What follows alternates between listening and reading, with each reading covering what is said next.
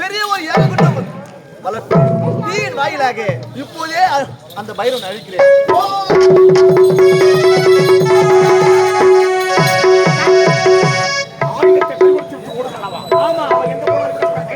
அவள் காலை பிடித்து அவள் பச்சை ரத்தத்தை குடிக்க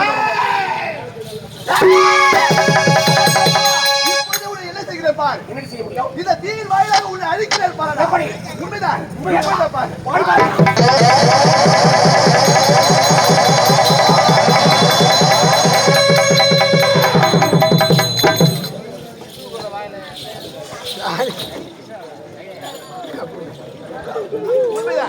இப்போது அந்த பைரவனை அழித்துவிட்டு அழிக்கிறேன் கருணாகரணியும் மகேஸ்வரியும். கருணாகரா மகேஸ்வரி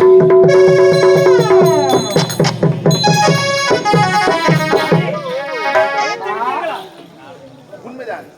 அந்த பைரவனை கொன்று விட்டேன். அது மட்டும் கிடையாது மகேஸ்வரி, அன்று ஒரு நேரத்தில் திருமணம் நடந்தது. அன்று திருமணம் கிடையாது, அம்மி மிதிக்கவில்லை, அருந்ததி பார்க்கவில்லை, அந்தில மந்திரம் ஓதவில்லை.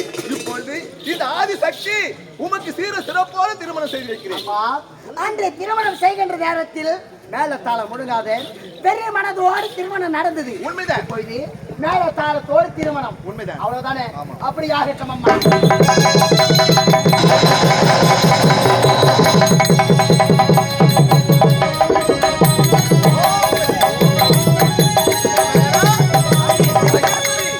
அதற்காக ஆடி பாடிக்கொண்டே வாருங்கள், நான் முன்னே செல்வேன்.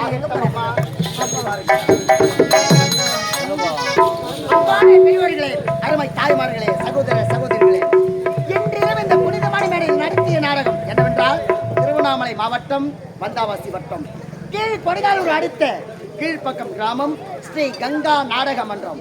எங்களது கங்கா நாடக மன்றத்தினரால் இன்றிரவு இந்த புனிதமான மேடையில் நடத்திய நாடகம் என்னவென்றால் பக்த மகேஸ்வரி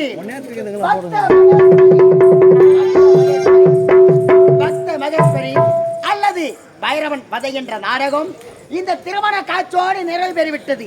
நாங்கள் நடத்திய நாடகத்தில் எவ்வித குறைகள் இருந்தாலும் தங்கள் வீட்டிலே தங்கள் குழந்தைகள் எவ்வாறு தவறு செய்தால் ஆதரித்து மன்னித்து விடுவீர்களோ அதுபோல் நினைத்து ஆதரிக்குமாறு கேட்டுக்கொள்கிறோம். எங்களை அன்போடு அழைத்து அறுசுவை உணவளித்து ஒளி அமைத்து நாடையாளர் அமைத்து கொடுத்த கிராம பொதுமக்களுக்கும் விழா குழுவினர்களுக்கும் அனைத்து அன்பு உள்ளங்களுக்கும் நன்றி வணக்கத்தை தெரிவித்துக் கொண்டு உங்களிடமிருந்து விடைபெறுகின்றோம். நன்றி. எந்த நேரத்தில்